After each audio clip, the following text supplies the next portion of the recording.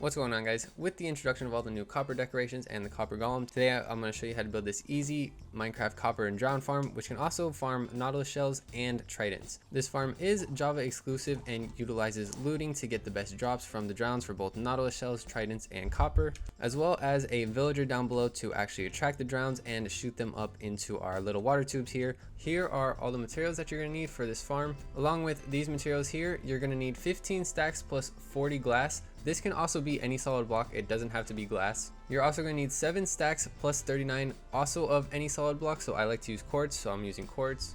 Additionally, you need 8 stacks plus 15 soul sand, and then you're going to need 8 stacks plus 48 scaffolding.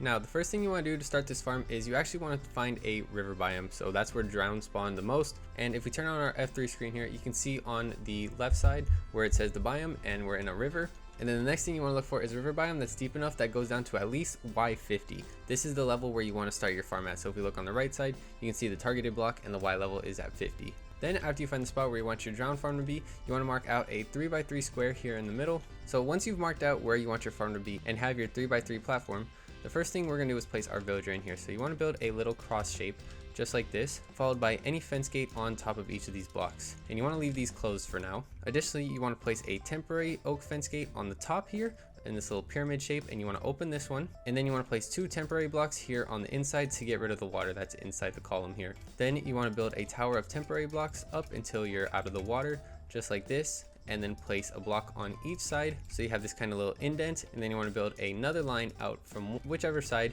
because this is going to be where we're going to place a rail line to get our villager here inside the box. Then you can go ahead and break your initial pillar all the way down to the fence gate, and you want to leave that there.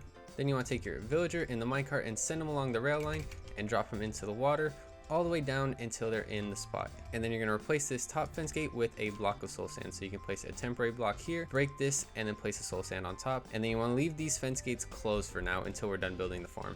Additionally, place 8 temporary blocks on each side of the corners just like this to protect our villager so he doesn't die.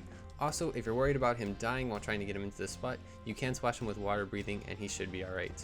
You can go ahead and break your rail line now because we don't need this anymore. Then from the top of this soul sand block, you want to build up 6 blocks, 4, 5, 6, break the bottom 5, and then you want to build another 3x3 platform with this block being the center. Then on each opposite end, you want to extend out 3 blocks on each of the corners, and you want to do this on both sides. So you have kind of a weird little H shape. Then you want a diagonal block placed just like that on both ends as well. Then you want to go underneath the farm, and at this diagonal block, you want to build 1 down, 2 down just like this. Then at this end, you want to place a temporary block here and place one of your solid blocks like this. So you have this 2 gap wide hole, and then repeat the same thing over here.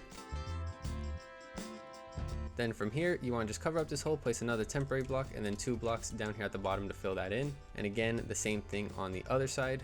Then from this diagonal block, we're going to build this 3 more blocks tall. So you want to place another diagonal like this, and then you're going to build it 1, 2, 3 high. And then we're going to do that all the way around the rim here. So you want this shape, build this 3 high, come on this side, build this 3 high, and then we're going to go all the way around the edge of this farm.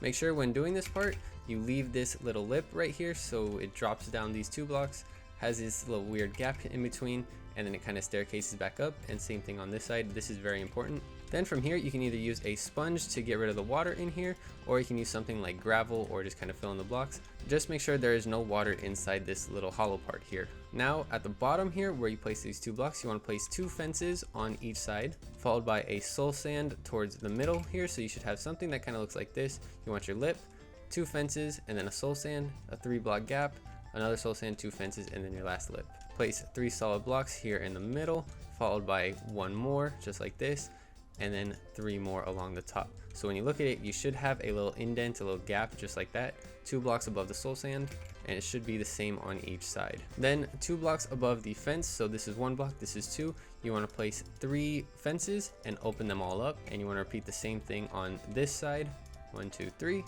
and open all those up. And then you want to place a piece of water here at this end. It should flow over the fence and should flow all the way to the end of the soul sand like this. And you want to do the same on both sides once again. Then from here, you want to extend this platform 4 blocks out on each side. So 1, 2, 3, 4. Do the same on this side. And then you want to fill this in.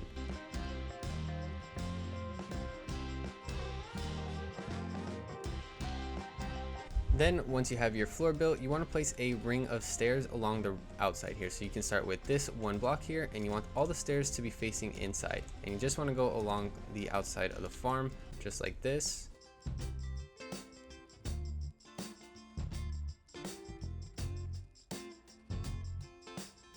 Once you have your ring of stairs, you want to come back here in the middle and place 3 glass blocks along the outside like this. Leave this front here open, and then do the same on this side. And then you want to take 3 solid blocks and connect them down like this, and then connect these across, so you have kind of this 1 block wide walkway here. And you're going to want to do the same on this side as well. And then you're going to want to fill this inside area here with slabs on top. This is to prevent any mob spawning down in here. Then you want to place 1 more glass on each of these 2 spots. Leave this as a gap for now, and then do the same on this side, followed by solid blocks all the way along the rim of the outside of the last ones you placed. Then surrounding these 2 glass blocks here that are down, just place a solid block on top of each of the slabs, so you kind of have this X shape here in the middle. Then place slabs along each of these quartz blocks. Don't place any slabs on top of the glass. And then from here, you want to build up the glass 1 more layer, and you want to have a full little cross shape now. So these should be 3 blocks tall now on both sides. This one should have the little gap again, just like the one down here. And then you should have a 4th block here that's 2 blocks tall that you can fit in. Additionally, extend your fences up 2 blocks and open these as well. And then you want to do the same thing on the other side. Then after you have the center area built here, you want to go to the side that's in line with your little water streams here. And you want to make sure you're at a level below the stairs. We turn off our F3 again. We're at the target block at Y62. This is the level you want to be at, and place 5 temporary blocks, and the 6th one should be one of your solid blocks. Break the 5 temporary, and then do the same on the other side. 1 2 3 4 5, 1 solid block. Then from the solid blocks, you want to build out 12 blocks on each side. 1 2 3 4 5 6 7 8 9 10 11 12. Do the same thing on the other side. 1 2 3 4 5 6 7 8 9 10 11 12. And then you want to do the same on this end as well. And then you want to just connect this to make a big square. So we're going to come to this end and connect it all the way across to the opposite line that we had just built. And then do the same on this end as well. So now looking from above, we should have this bigger square surrounding the inner part of our farm here. Then from here, you want to place scaffolding on top of this entire outer ring of blocks that you had just placed.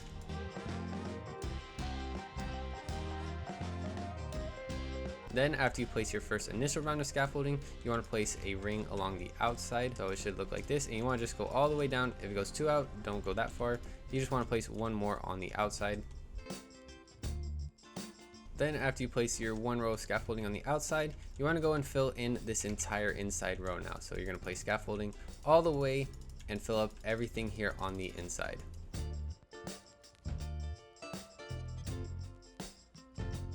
Now we should have a floor of scaffolding just like this. It should be flush with the stairs. To make sure your farm is on the right level, make sure to turn on your F3 and check that your targeted block for the scaffolding is 63, and then the solid block that is placed on should be 62. It should be right at the water line. Also, the reason we're placing the scaffolding is because when the bubble columns are eventually put in, right, what it's going to do is push up the drowned till they're in the scaffolding, and then they can't go back down, so it's going to push them across and then eventually here into our tunnels. Then after you've placed all your scaffolding, go ahead and place a solid wall all the way around the outside, followed by a row of slabs on top of that wall as well. Then after you place your wall in, you want to go ahead and place in all your water. Now when you place your water, make sure you place it against the quartz blocks here. If you place on the scaffolding, you will mess up the farm. So make sure you are placing the water along the quartz blocks. Additionally, you have to place a water source on every single block. If you try to skip it, you'll get this kind of checkerboard pattern, and that's not what you want. So because of the way scaffolding works, you have to place a water source on every single block, unfortunately.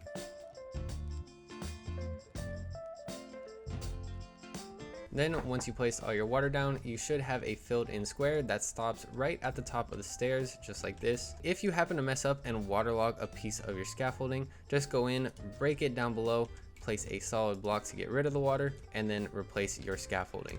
Just like that, and your farm should be good to go. Then before we place the water here in the middle, place 2 more fence gates here on the middle of your farm to prevent the water, and then open those up. Do the same thing on the other side as well. Then you're going to want to go and place water in each of the 4 corners of the lower part here, along with in the middle of this little 1 block walkway. So you kind of see where the water just comes to a stop. Place another water source right here on both ends. and now everything is going to be pushed here into your little stream here in the middle. Then once you have the center part all finished here, you want to build up each of these 4 glass blocks, 114 blocks. So there's going to be 1 and then 2, and then you're going to build all the way up to hit 114. You'll know when to stop when your targeted block says 179 for the Y level. Then just do the same for the rest of the pillars.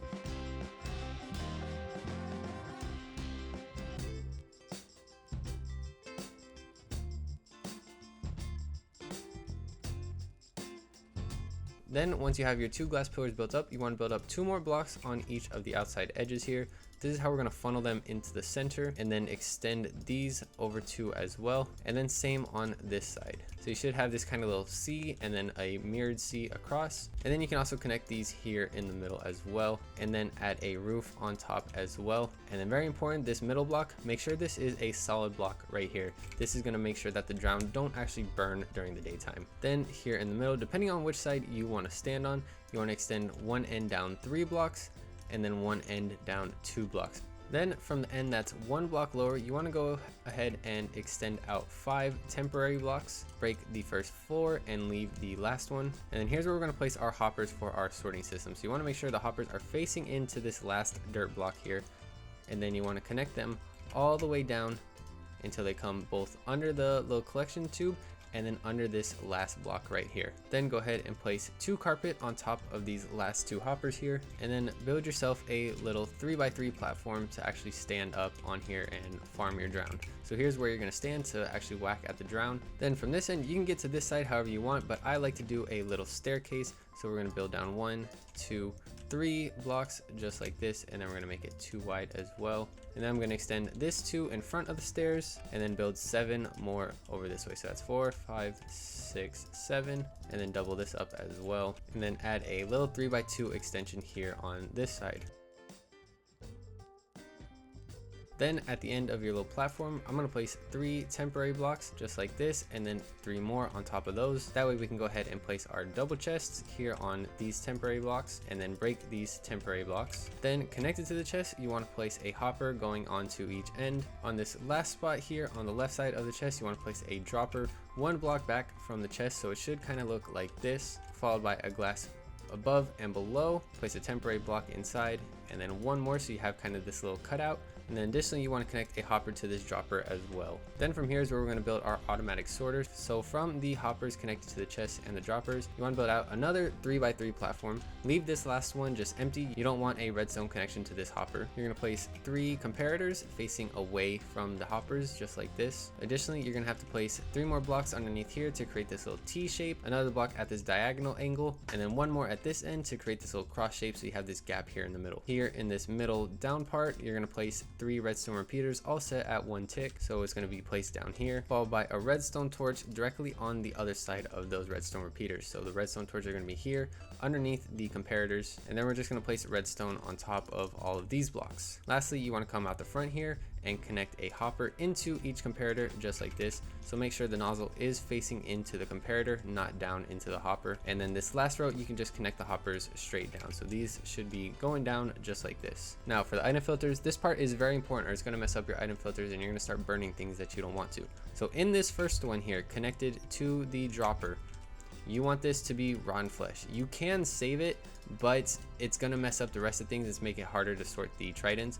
So you want rotten flesh in the first slot, followed by 4 random items that won't go through the system. So I like to use buttons. They're easy to craft, and they're never going to go through the thing unless you maybe die with a button on you or purposely throw one in there. The next one is where you're going to place your copper, followed by 4 more buttons. So copper is going to go in the first slot, followed by buttons. And then the last one is going to be your nautilus shells, again followed by buttons. So after everything sorts through, you should have 41 items in the first slot, followed by 4 random items such as buttons. Then this last one will be the overflow, where tridents, and if anything happens to get through, will end up in this chest. Lastly, go ahead and place a bucket of lava here in this little gap that you made before, right in front of the dropper. One thing I forgot to add is make sure you place 2 observers down here underneath the dropper. This is going to be what actually activates this thing and makes sure the rotten flesh is disposed of from your farm. If you don't, it will back it up and cause problems for you. Then back inside the little tunnel here for the drowned, you're gonna want to place a sign at this level here. So this is gonna stop the water from flowing into this little gap here. And you're gonna place a water bucket at this level. So it's going to flow down and it's going to flow across, and it should stop right here because of the sign. You want to do the same on each side. Then to make this function like a bubble column and make all these water sources, you're going to want to go all the way down. And once the water reaches the bottom, you want to just place kelp all the way up to the top. So this is going to make all the flowing water here in this bubble column source blocks, and then this is going to be what makes your bubble column actually work. Once you get to the top, you can go back down and go in here and break the kelp, and then once you do, the water is just going to push you all the way to the top. And then of course do the same on the other side. Then at this point, the farm is just about finished. After the bubble columns are set up, you want to go back down here and go underneath your farm, and we're going to place a floor of soul sand. So from the center of each of these quartz blocks here, you're going to build out 10 blocks. 4, 5, 6, 7, 8, 9, 10. And then you want to do the same on each side. So you should have a little cross shape just like this. And then you want to go ahead and connect each of these ends together and then fill in this entire floor with soul sand.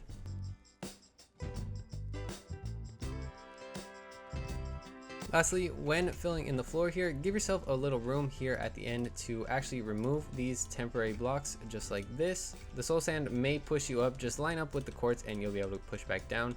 And then place a soul sand on each of these corners as well. Place a last one here and then fill in the rest of your floor. When doing this part, make sure to build out 10 from each of them. This part is very important because if you don't, the drown that spawn with tridents can actually throw them and hit your villager and kill your villager, and it will ruin your farm.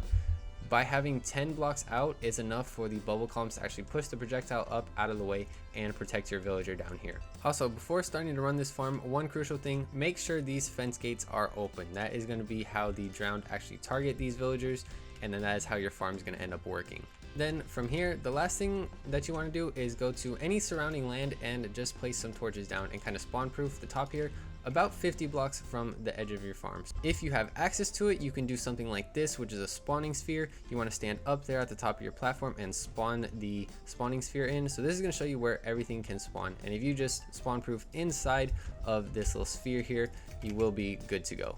Okay, so I have gone around and spawn proofed everything. I highly recommend using a spawning sphere. It's going to very easily help you show what needs to be spawn proofed and what doesn't. For example, I went actually way too far with the torches over here and didn't need to go that far, so I highly recommend that. Then after you spawn proof everything, the last thing to do is just come up here to the top of your farm and wait for drown to start spawning and start swinging at them. For this farm to get the best rates, you do want to use a sword with at least looting 3 and sweeping edge minimum. You can add other enchantments to this, but these 3 are a must to get the best rates. Additionally, because of how drowns spawn, this farm is going to work best at nighttime. Drowns are actually neutral during the day, so they will still spawn, but they're not going to go and attack the villager here. So if anything spawns out here, they're just going to kind of float and despawn, kind of like this guy up here. Also, some drowned will get stuck underneath the bottom here because of the distance that you're at. Eventually they'll just despawn and it'll fix your farm. But if you are trying to run this during the day, it isn't going to be that efficient. Then once it becomes nighttime, you can see that drowned are starting to spawn and making their way towards the villager. You can see this guy has a trident, and because of the bubble columns, the tridents are hitting the top up here and not actually hurting this guy. The bubble columns are going to push the drowned up into the top here, where they're going to flow across, fall into our bubble columns here, and then the fences are here to actually help push them into the bubble column. So sometimes they'll continue tracking, they'll get a little stuck, but eventually they'll lose interest and just kind of push in, and then they fly all the way up to the top where we are, and then we can go ahead and just swing at the drowned here and collect all their drops. And just like that, you can see we already have 3 copper ingots just from swinging away at these guys a little bit, plus a nautilus shell. No trident yet, but our tridents will end up in here when we get one. And now you can just stand here AFK swinging at these drowns and getting as much copper as you want. But that is going to do it for this tutorial, guys. I hope you guys did enjoy and find this helpful. Make sure to leave a like down below if you enjoyed, and if you're going to use this farm, make sure to let me know down below in the comments. For more straightforward tutorials just like this, make sure to subscribe. I'll see you guys in the next one. Take care, everyone.